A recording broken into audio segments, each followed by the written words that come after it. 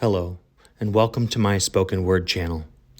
My name is Stephen Lackey, but just as any collection of letters that make sounds to convey meaning, it may have varying connotations for those who voice and or hear it.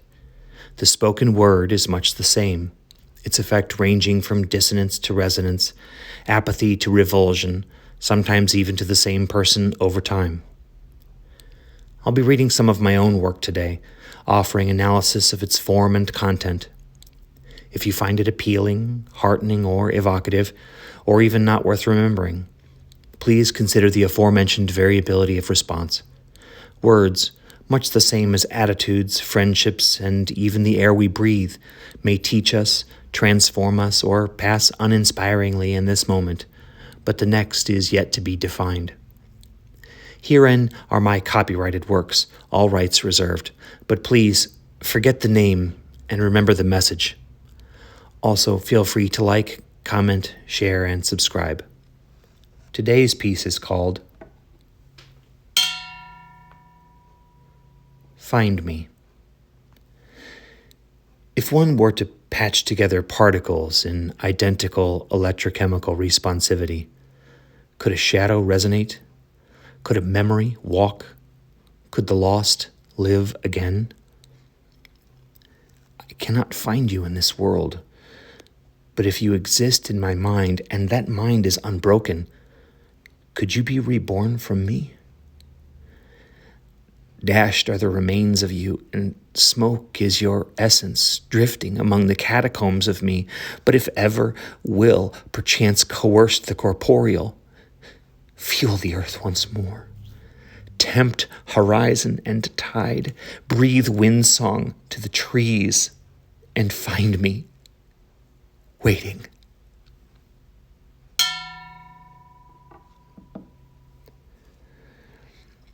This piece is unrhymed prose arranged in stanzaic form. Stanza 1 poses a rhetorical, philosophical, and metaphysical question.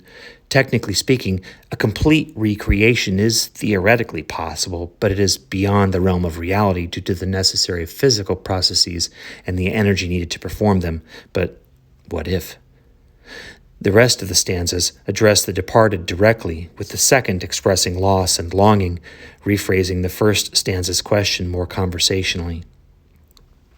Stanza 3 voices the narrator's lament and opens the mystical query of rebirth. Stanza 4 voices the narrator's blessing, bade to that possible rebirth, adding a plea to the lost that subsequent to the efforts of that unattributed will, the two might be reunited. The line, tempt horizon and tide, haunts me. It was vaguely inspired by a quote from the movie L.A. Story. Sarah and Harris speaking. Sarah: and if I were to go? Harris: all I know is, on the day your plane was to leave, if I had the power, I would turn the winds around. I would roll in the fog. I would bring in storms. I would change the polarity of the earth so compasses couldn't work, so your plane couldn't take off. The haunting part being that the beckoning and return of a lost soul to earth would break reality, and were I in that situation, I can't decide if it would be wrong to do that. Also, what force would cause it? The disembodied strength of the longing? The love the two had for each other? The god-tier power of the lost or the conjurer or both? To irresponsibly cast aside what is right for what is desired is what we must grow from as children to adults, but love, the very thing we strive for, is at times both incorruptible and calamitous. How can both be true? I suppose that's why we have so many definitions of love, so many depictions in songs, paintings, poetry, prose, and so many relationship therapists. It's so powerful, so meaningful, we just can't stop discussing it. Yet despite all that fanfare-laden expression, neither can we explain it. Thank you for joining me today. I hope it has been some mix of enlightening, entertaining, and thought-provoking, and if not, well, perhaps another time. You could have spent it any number of ways, but I sincerely appreciate that you've chosen to spend this time listening to phrases I have turned. I'd like to hear your thoughts as well. Drop a comment below regarding what your own or someone else's creative writing and/or spoken word has meant to you.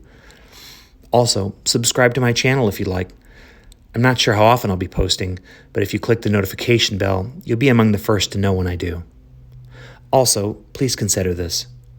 It is quite a good thing to flex one's imagination with possibilities and even improbabilities. It is perfectly fine to express feelings directly or abstractly, in rigid poetical style or untethered prose, no matter the nature of those feelings. And the more often discussed, a greater power derives from such self-advocacy. After all, every act of creation was at one point a what if, and any aspiration voiced is, in a sense, a goal already achieved. One must merely take the steps. There is no way to know whether or not you are on the cusp of changing your future or someone else's just by being you, not by outlandish actions steeped in heroics, just you being you. Start today. Embody the strength. Find a voice. Be heard.